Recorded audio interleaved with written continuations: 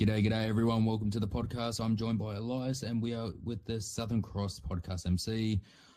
How are you going, ELYAS? Not too bad. How might you be today? Not too bad. I'm doing very fantastic. Thank you for asking.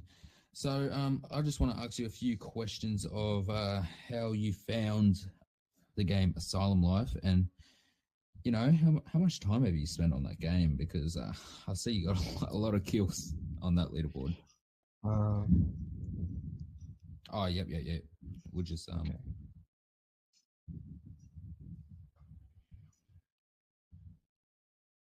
There we go. Yep. There you go. Thank you.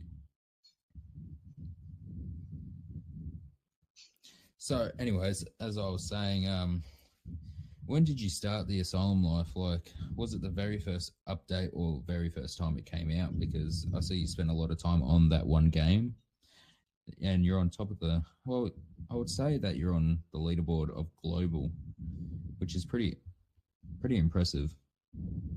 Thank you. I am on top 5 global when it's updated properly, but the reason I found this game through a friend of mine, and I just, out of a whim, he asked me to come join him, and I did. Turns out it was really fun. The community is pretty good. As for how much time I've spent, within the last 3-4 weeks, I've spent if I'm not busy, I'm playing AL, so... That's pretty good right there. I would say so myself, that I've probably spent a lot of hours on the goddamn game.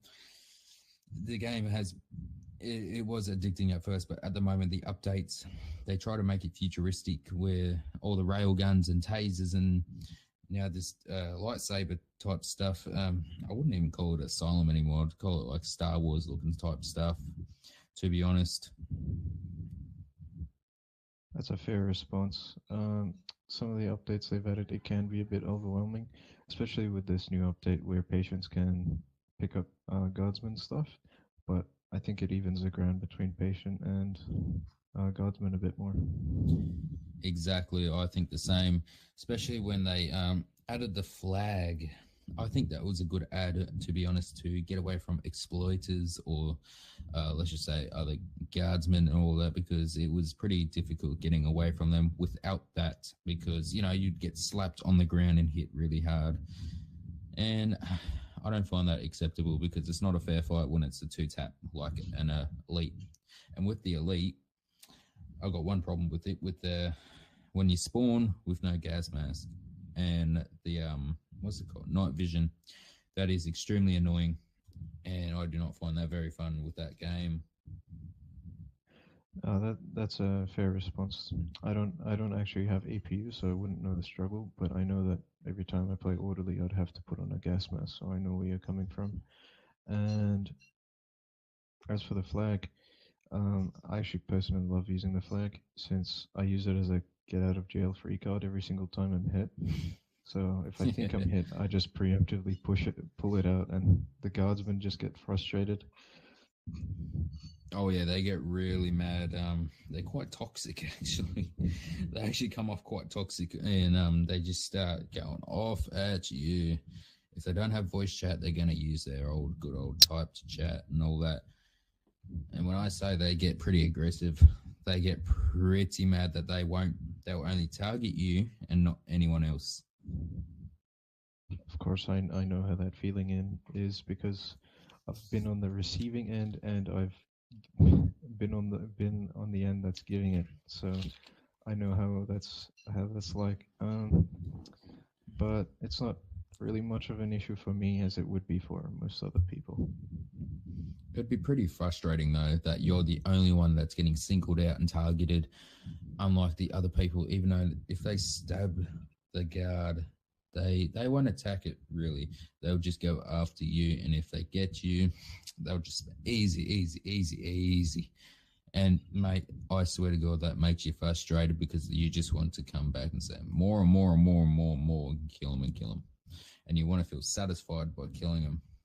The community, I would say, it's an up and down community. They do have their own opinions against other people. Although I'd like to make friends with everyone, say my piece and all that.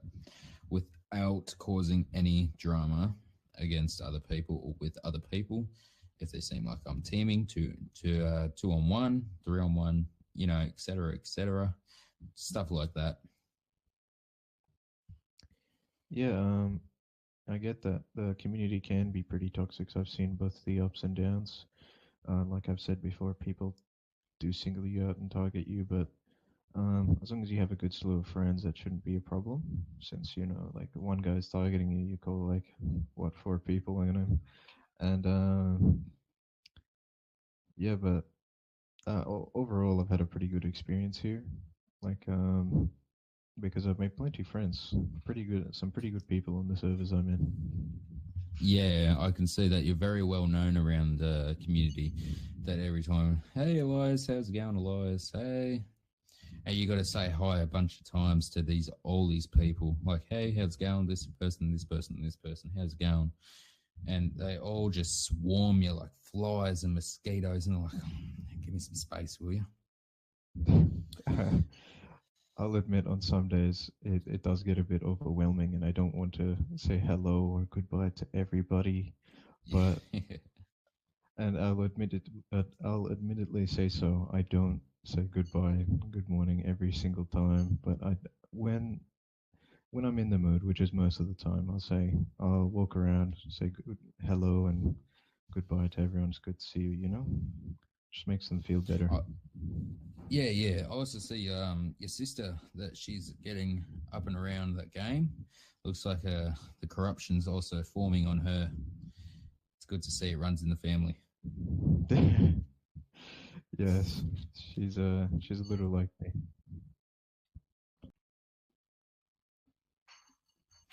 So if you want to repeat that question, well, that answer that you were answering to my question Uh, oh yeah, with about my how, sister. yeah, Yeah, my my sister's a little like me because same house. They um, but I don't normally play games with her. I don't. So because we're on different platforms. I'm on PC. She's on Xbox. There's a problem there, and yeah, we just don't play with each other much. So being on AL and getting to play with her a bit is a nice change. so like a border there or something like that. That you must find her a little bit annoying as they're sisters and brothers, stuff like that. Yeah, but come together as a gamer, as a team on that game. I tell you what, she's got some skill on that game. I can give you that, but she just needs a little bit more practice before she can actually do 1v1s with other people. I'm not saying that she's like terrible, terrible. I'm saying she's got some skill in that department. Yes, I think that she does need to refine some of the basic mechanical skill in the game, but overall she's plenty. She does help me, and I do appreciate that. Um, but yeah, like I said, she should refine her skills a little bit more. Yeah, so she should you could teach her a thing or two about what to do, because obviously how sensitive your controls are and how fast you can turn around and hit the person that you're aiming for. That's basically the key that you want, and you got to time the attack. You know how they walk back and then they jump in front of you, then stab and walk back. You basically got to time it on what they're going to do next. Yes, of course. I'm well aware. I've 1v1'd some very good people, like Torment, who's currently number one on the global. He knew what he was doing. Yeah, but I get that. I um I like to call that countering. So like you constantly stepping back and forward, trying to get in the opening and baiting attacks. Um, Personally, I hate it. It's just it's tiring. Exactly. That goes the same with rage baiting too.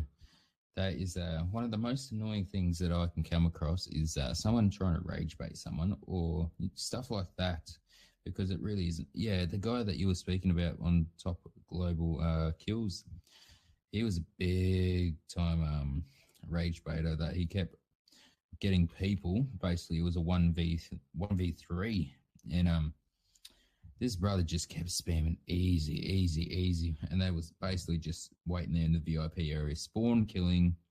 So I basically you don't have time to equip the knife because it has this animation where it's like a fan. You swing it and then it actually turns into a knife. So it's actually a 2 second delay before you can stab someone.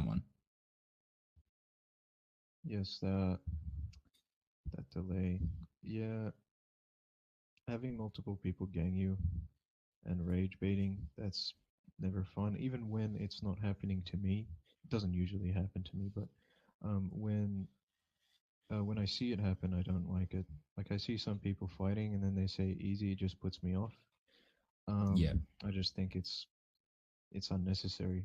Like when I kill someone every single time, the most I'll do is just stare at their body, because I think it's funny. But Coming off uh, on the other end there, that sounded a bit up and down there. yeah. But I got some. personally, I just Yep. try to be kind to people. Yeah, That's why I yeah, get along with everyone. Like Torment, like you said, he was annoying everyone, but I had a good conversation with him beforehand, so I didn't yep, have any beef with him. yeah. Also, with the thing, I've got some good drum. When we were playing, I was playing with my mate in Asylum Life and all that, and we had these two kids that would always, when we would jump server, they would jump with us and just keep spawn killing us over. So eventually, they contacted a moderator for harassment and all that, and basically they're like, "Well, what you have to do? How about you spend some Robux and change your avatar and your username?"